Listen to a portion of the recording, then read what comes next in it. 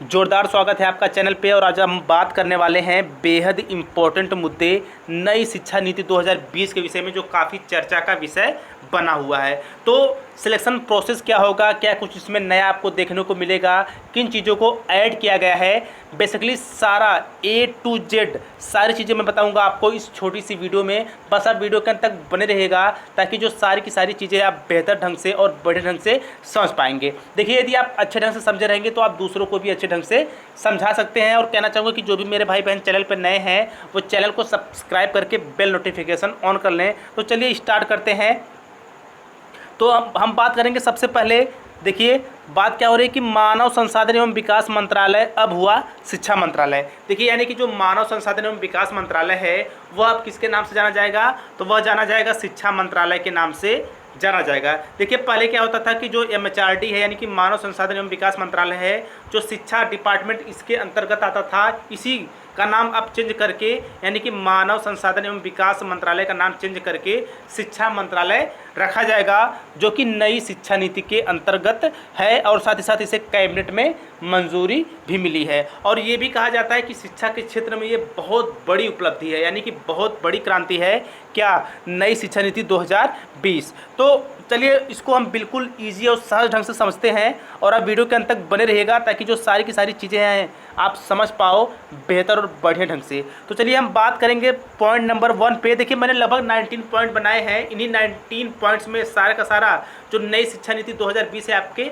Mind में set हो जाएंगे और आप चीज़ों को बिल्कुल क्लियरलीफाई समझ पाएंगे। तो देखिए, यानी कि SSRA यानी कि हम पॉइंट नंबर 1 की बात कर रहे हैं। SSRA यानी कि स्टेट स्कूल रेगुलेटरी अथॉरिटी बनेगी, जिसके चीफ शिक्षा विभाग से जुड़े होंगे। तो देखिए, यानी कि जो SSRA जो ये रेगुलेटरी है यानी कि जो अथॉरिटी है, अब ये क्या होगा कि इसके जो चीफ होंगे वो शिक्षा विभाग से जुड़े होंगे, ताकि जो शिक्षा का स्तर है या कि शिक्षा में क्या कुछ चल रहा है, क्या कुछ नया है, उसका देख रेख करेंगे। यानी कि इनके अंतर्गत जो शिक्षा संबंधित चीज़ें होंगी उनसे ये जुड़े रहेंगे और उसमें क्या संशोधन करना है, क्या ठीक है, उन पर भी इनकी जो दृष्टि होगी वो बनी रहेगी।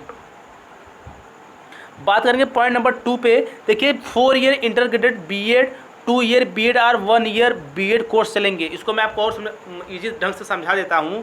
देखिए, 4 ईयर इंटीग्रेटेड बीएड मीन्स क्या हो गया, यदि आप 12th के बाद बीएड करना चाहते हैं तो वो 4 साल का होगा। यदि आप ग्रेजुएशन के बाद बीएड करना चाहते हैं तो वो 2 साल का होगा। यदि आप पोस्ट ग्रेजुएशन के बाद बीएड करना चाहते हैं तो वो 1 साल का होगा। और पॉइंट नंबर 3 में कहा जा रहा है कि ECCE यानी कि early childhood care and education के अंतर्गत प्री प्राइमरी शिक्षा आंगनबाड़ी और स्कूलों के माध्यम से। देखिए, यानी कि जो प्री क्लासेस होती थी या जो प्री प्राइमरी की पढ़ाई होती थी तो क्या होता था कि उस पर लोग ध्यान नहीं देते थे, बट अब क्या होगा कि उस पर स्पेशली ध्यान दिया जाएगा। ठीक है, यानी कि जो आंगनबाड़ी होंगी उनके माध्यम से बच्चों को बेहतर और भी बेहतर ढंग से शिक्षा प्रदान की जाएगी। टेट लागू होगा यूपी टू सेकेंडरी लेवल, और जो टेट के एग्ज़ाम्स होते हैं स्पेशली शिक्षक भर्ती के लिए, तो वो क्या होगा, प्राइमरी और सेकेंडरी दोनों लेवल के लिए लागू होंगे। और पॉइंट नंबर 5 में कहा जा रहा है शिक्षकों को गैर शैक्षणिक कार्य से हटाया जाएगा, सिर्फ चुनाव ड्यूटी लगेगी, BLO ड्यूटी से शिक्षक हटेंगे, MDM से भी हटेंगे। यानी कि यहाँ पे सीधे सीधे ये कहा जा रहा है कि जो शिक्षकों को अतिरिक्त वर्क दिया जाता था, अतिरिक्त काम दिया जाता था, अब वो नहीं दिया जाएगा। उसके स्थान पर उनको बस शिक्षा जगत से जुड़ी चीज़ें करने के लिए कहा जाएगा। यानी यहाँ पे एक बात अच्छी है कि अब उन्हें अतिरिक्त वर्क जो ओवरलोड होता था वे नहीं करेंगे, क्योंकि अपने बीच में देखा था ये जो ऐप केंद्र सरकार के द्वारा लॉन्च किया गया था उससे अपलोड कराने के लिए शिक्षकों की ड्यूटी लगी थी कि नहीं, आप इसकी देखरेख करिए कहाँ तक क्या सिस्टम पहुँच रहा है। तो एक बेहद ही प्लस पॉइंट यहाँ पे ये है कि अब क्या होगा कि शिक्षकों को अतिरिक्त वर्क नहीं दिया जाएगा, बस उन्हें लगभग वे अपना कार्य करेंगे और चुनाव संबंधी उन्हें कार्य दिए जा सकते हैं। बात करेंगे पॉइंट नंबर 6 पे। देखिए कि इसमें कहा जा रहा है कि स्कूलों में MMC SDMC के साथ SCMC यानी कि स्कूल कॉम्प्लेक्स मैनेजमेंट कमेटी बनाई जाएगी। यानी देखिए, यानी कि ये जो तीनों है MC यानी कि SSMC SCMC क्या होगी, इनकी एक मैनेजमेंट कमेटी बनाई जाएगी। यानी कि मैनेजमेंट कमेटी क्या होगी, देख रेख करेगी। आगे चलते हैं पॉइंट नंबर 7 पे। शिक्षक नियुक्ति में डेमो, स्किल टेस्ट और इंटरव्यू भी शामिल होंगे। यानी कि अब शिक्षक क्या होगा, बनना थोड़ा सा टफ होगा, क्योंकि अब वही शिक्षक बन पाएंगे जो बिल्कुल रमे होंगे, बिल्कुल सदे होंगे, यानी कि वे सभी चीज़ों में बिल्कुल पारंगत होंगे। और मैं आपको एक बात और बता दूं कि जो शिक्षक नियुक्ति में डेमो स्कूल टेस्ट और इंटरव्यू भी शामिल होंगे, इस पर अभी थोड़ा संशय है, और जैसे ही कुछ होगा मैं आपको अगले वीडियो में बता दूंगा। बात करेंगे पॉइंट नंबर 8 पे कि नई ट्रांसफ़र पॉलिसी आएगी जिसमें ट्रांसफ़र लगभग बंद हो जाएंगे, ट्रांसफ़र सिर्फ पदोन्नति पर ही होंगे।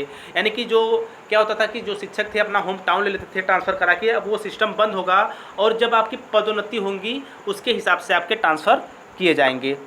और पॉइंट नंबर 9 में कहा जा रहा है कि ग्रामीण इलाकों में स्टाफ व क्वार्टर बनाए जाएंगे केंद्रीय विद्यालयों की तर्ज पे। आपने देखा होगा जो केवीएस वगैरह में शिक्षक होते हैं उन्हें क्वार्टर मिलता है, सेम अब ग्रामीण इलाकों में जिन अध्यापकों की पोस्टिंग होगी उन्हें भी क्या होगा कि क्वार्टर दिए जाएंगे, रूम दिए जाएंगे स्पेशली स्कूल की तरफ से बनवा के। पॉइंट नंबर 10 में कहा जा रहा है कि आरटीई को कक्षा 12 तक या 18 वर्ष की आयु तक लागू किया जाएगा। ये नई चीज़ है। देखिए पहले क्या होता था कि 6 से 12 वर्ष होता था, बट अब क्या हो गया कि 12 से 18 वर्ष की शिक्षा तक लागू के जो यानी कि राइट टू एजुकेशन है, अब यह लगभग 6 से 18 वर्ष तक के बच्चों तक लागू होगा, 6 से 18 वर्ष।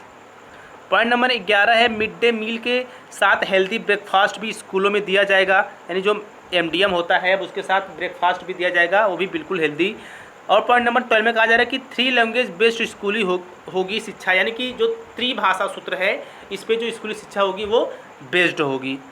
13 में पॉइंट नंबर 13 में कहा जा रहा है कि फॉरेन लैंग्वेज कोर्स भी स्कूलों में शुरू होंगे, यानी फॉरेन लैंग्वेज आपने देखा होगा कि बहुत से लोग जैसे फॉरेन लैंग्वेज कोर्स करते हैं, जैसे ये फ्रांस वगैरह या फिर फ्रांस हो गए, इंग्लैंड लैंग्वेज कोर्स, ऐसे जो शिक्षक कोर्स किए रहेंगे उनको बेनिफिट मिलने वाला है।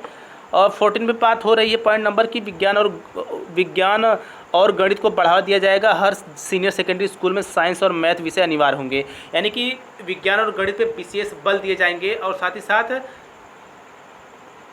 सेकेंडरी लेवल तक क्या होगा, इन पे विशेष बल दिया जाएगा। पॉइंट नंबर 15 में कहा जा रहा है कि स्थानीय भाषा भी शिक्षा का माध्यम होगी, यानी कि जो आपका लोकल भाषा होगी उसके भी माध्यम से क्या होगी, शिक्षा का माध्यम बनाया जाएगा।